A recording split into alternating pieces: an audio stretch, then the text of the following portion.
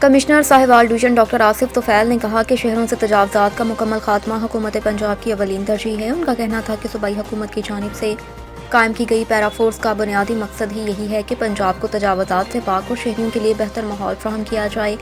یہ ہدایات انہوں نے ڈپٹی کمشنر کنٹرول روم میں منعقدہ اجلاس کی صدارت کرتے ہوئے دی۔ اجلاس میں ڈپٹی کمشنر شاہد Mahmood, additional deputy commissioner general نیاز احمد مغل، اسسٹنٹ کمشنر साहिवाल ماہم واحد، ایس ٹی ای او پیرا فورس نعمان کیسر اور انفورسمنٹ کے دیگر افسران شریک تھے۔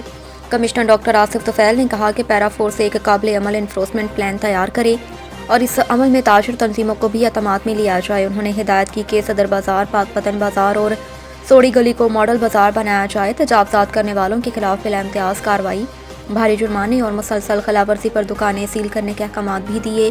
انہوں نے زور دیا کہ بازاروں سے ریڑھیوں کو مخصوص مقامات پر منتقل کیا جائے اور پیرا فورس کا مستقل گشت یقینی بنایا جائے۔ اجلاس کے دوران انفورسمنٹ افسران نے اپنے اپنے علاقوں کی تفصیلی بریفنگ بھی پیش کی۔